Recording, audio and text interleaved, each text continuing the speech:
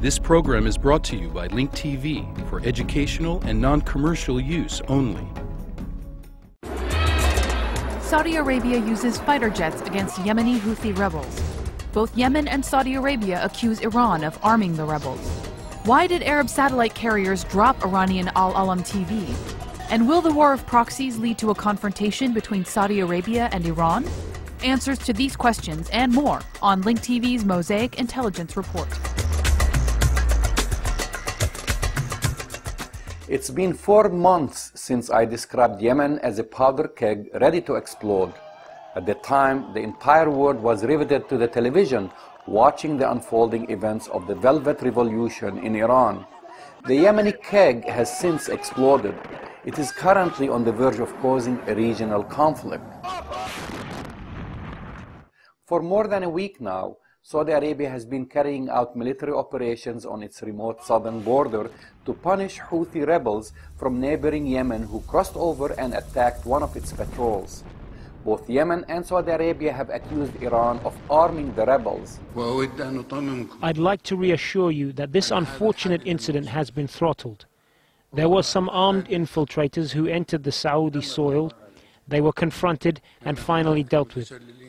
Accusations and counter-accusations have been flying between the two rival regional powers. On Tuesday, Iran's Foreign Minister Monasher Mottaki warned that those who pour oil on the fire must know that they will not be spared from the smoke that billows. We warn the regional state, namely the neighboring ones, of intervening in Yemen's domestic affairs. Let stability and calm be restored there, simply because the stability of Yemen means the stability of the region. Instability will cast heavy shadows on the entire region. This is not the first time Saudis and Iranians have faced off in the region. The rivalry between the two countries has been playing its course for years, extending from the Persian Gulf, where the name alone is a point of contention. Saudis refer to it as the Arabian Gulf, into Iraq, Lebanon, and the Palestinian territories.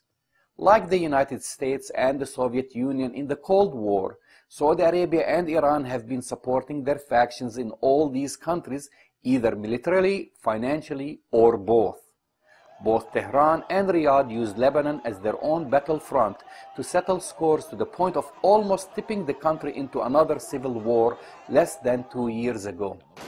Iran has been accused of pumping millions of dollars into Gaza and supplying Hamas with arms, while Saudi Arabia has been supporting the Palestinian Authority in Ramallah. Many Iraqi Shiites have accused Saudi Arabia with aiding the Sunni insurgency in the country. Nowadays, even Hajj, the Islamic pilgrimage, is not spared from being subject of contention between the two rivals. The Saudi government has recently issued a warning against pilgrims staging demonstrations during the year's Hajj, which runs from November 25th to November 29th. Although Iran was not specifically mentioned in the Saudi statement, Tehran replied it would take appropriate measures if Iranian pilgrims were interfered with in any way. The Islamic Republic of Iran has long complained about mistreatment and harassment of its pilgrims to Mecca by Saudi authorities during the Hajj season. Like the original Cold War, both countries have launched sophisticated disinformation campaigns against one another. A propaganda war has raged between Iranian and Saudi government-controlled media. During the Iranian election, Saudi media and its proxies viciously attacked the Iranian regime, highlighting poll irregularities and the brutality of the Iranian Basij security forces. The Iranian media has constantly questioned and on many instances mocked the House of Saud's role as the custodian of the holy Islamic sites in the kingdom. Last week, without warning, two satellite companies, the Egyptian-owned Nilesat and the Saudi-managed Arabsat, pulled the plug on Iran's Arabic-speaking news channel Al-Alam TV, or The World.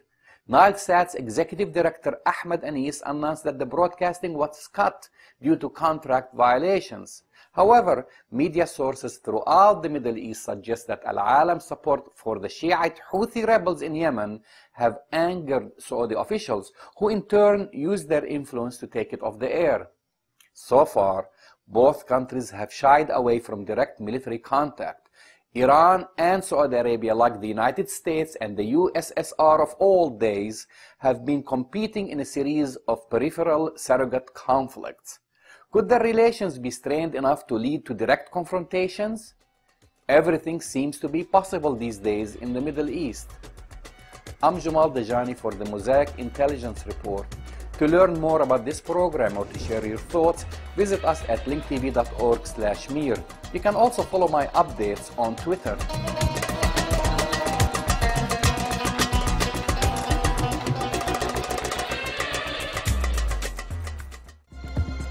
This program is brought to you by Link TV for educational and non-commercial use only. Link TV is the only U.S. network dedicated to global and national news, uncompromising documentaries, and diverse cultural programs.